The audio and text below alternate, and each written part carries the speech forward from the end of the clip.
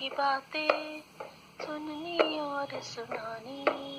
आओ बच्चों तुम्हें सुना अच्छी एक कहानी। सुनो कहानी, आओ सुनो कहानी। सुनो कहानी, आओ सुनो कहानी।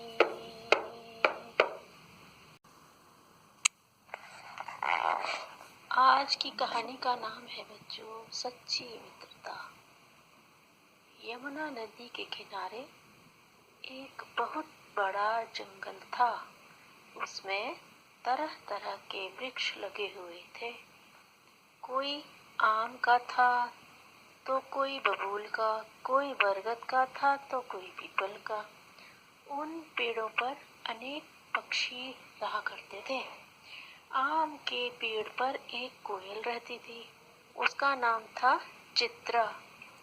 चित्रा बड़ी ही मीठा गाना गाती थी। तोता, मैना, कौवा, कबूतर आदि सभी पक्षी सुबह शाम काम में लगे रहते थे। दोपहर में वे थोड़ा आराम करते थे। उस समय चित्रा सबका मनोरंजन करती थी। चित्रा कोयल में एक और बहुत बड़ा गुण था। वह था सबकी सहायता का और सबकी भलाई करने का। एक बार हरियल तोता का पैर टूट गया तो वह 7 दिन तक उसके लिए नीतू लोमड़ी के यहाँ से दवा लाती रही और पट्टी बांधती रही। चित्रग्रीव कबूतर को बुखार आ गया तो वह उसकी सेवा करती रही। जो भी बीमार पड़ता चित्रा सभी की सेवा को हाजिर रहती थी। जो भी दुख मुसीबत होती चित्रा उसे दूर करने के लिए तैयार रहती। यही कारण था कि सभी चित्रा को बहुत प्यार करते थे। एक बार की बात है, नदी के उस पार से एक बारहसिंगा उस जंगल में रहने के लिए आया। चिड़िया, कबूतर, तोता, मैना सभी ने चहचहा कर उसका स्वागत किया। बारहसिंगे ने पेड़ों पर बैठे सभी पक्षियों को एक बार देखा, फिर मुंह फिराकर चल दिया। जाकर वह नदी किनारे हरी हरी घास में आराम से बैठ गया।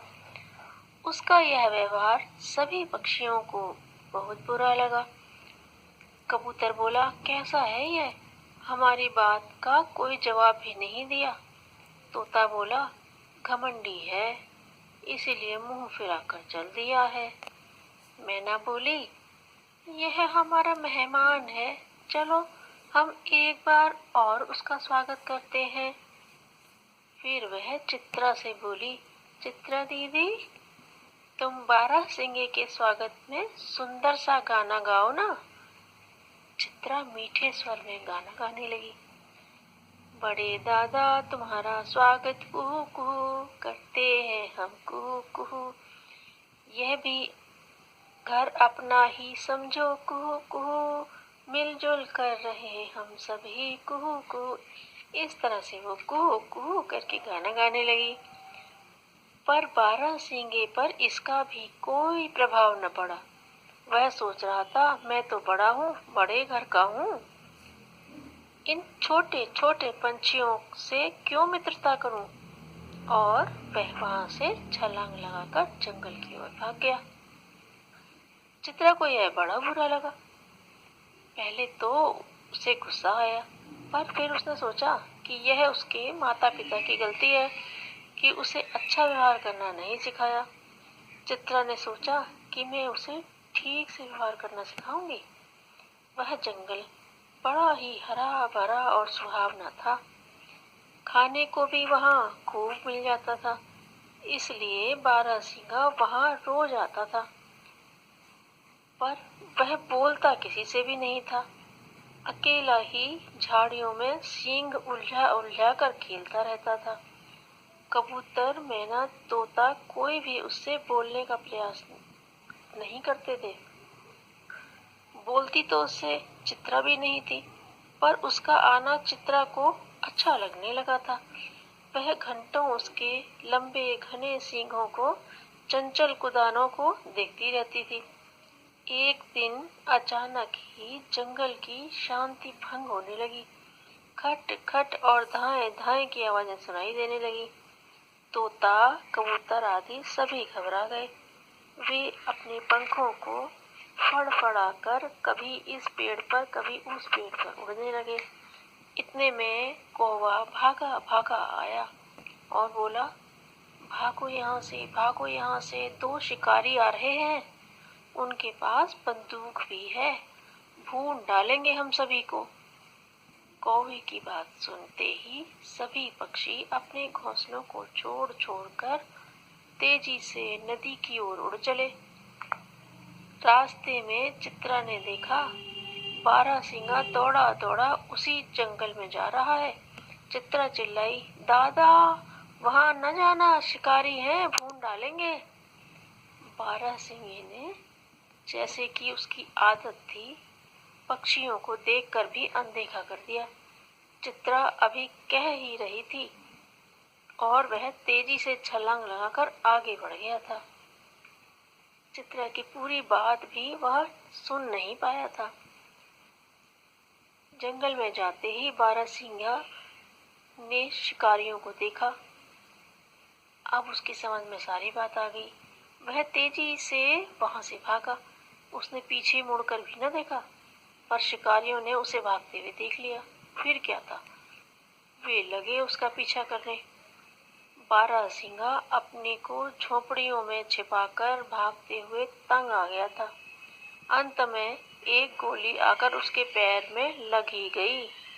वह बेहोश होकर घनी झाड़ियों के पीछे खड्डे में गिर गया। शिकारी अपने शिकार को ढूंढते ढूंढते आए। उन्होंने चारों ओर देखा, पर कहीं भी वह दिखाई न दिया। घनी झाड़ियों और गड्ढों ने उनकी दृष्टि से बारहसिंगे को छिपा लिया था। अंत में निराश होकर वे लौट गए।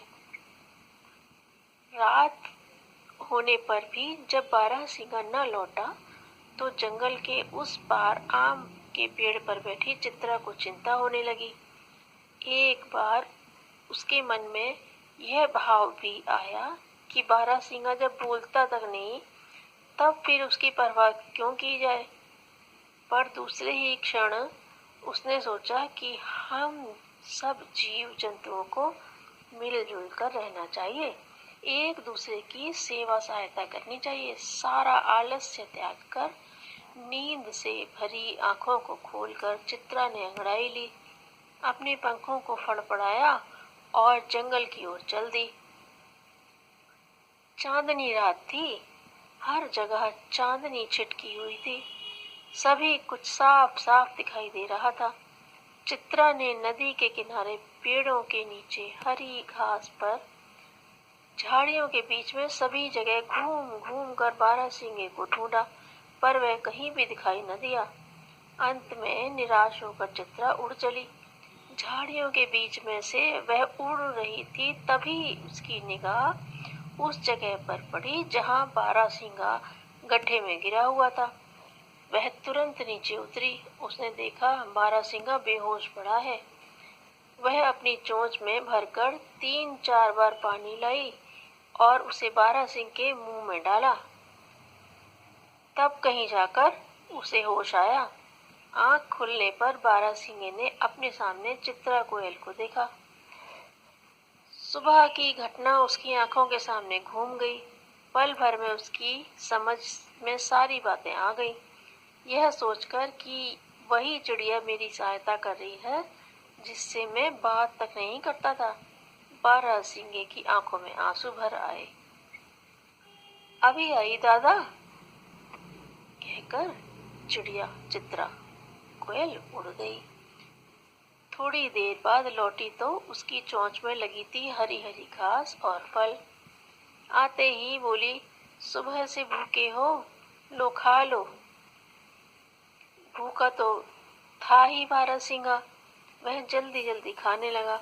अंत में उससे न रहा गया और पूछ ही बैठा, चित्रा बहन, यह तो बताओ, तुम मेरी इतनी सहायता, इतनी सेवा क्यों कर रही हो? मैं तो तुमसे बोलता तक न था। सुबह भी मैंने तुम्हारी बात सुनी तक नहीं। चित्रा मुस्कुराई और बोली, भैया, हम दूसरों के काम आ पाए, उनकी सहायता कर पाए, इसी में जीवन की सार्थकता है। जो केवल अपने लिए जीते हैं और सोचते हैं, वह बड़े ही तुच्छ होते हैं। बारहसिंगे की समझ में भी बात आने लगी थी। बोला, हाँ, हम सबको एक ही ईश्वर ने तो बनाया है। हम सब भाई बहन हैं, सभी को मिलजुल कर ही रहना चाहिए। आधी रात के करीब बीत चुकी थी। चित्रा ने बारहसिंगे को सोने के लिए कहा। स्वयं भी आम के पेड़ पर बने अपने घोंसले में जाकर सो गई। दूसरे दिन यमुना नदी के उस पार से सभी पक्षी भी वापस आ गए। अब बारहसिंगा तोता, मैना, कौवा, कबूतर सभी से बड़े स्नेहपूर्वक बातें करता था। किसी को भी उससे शिकायत नहीं थी। चित्रा कोयल ने नीतू लोमड़ी के यहाँ से रोज दवा ला कर बारहसिंगे को स्वस्थ बना दिया था। वह तो अब उसकी पक्की सहेली बन गई थी। दोनों दोपहर को आम की अमराई में बैठे बैठे बतियाते रहते थे।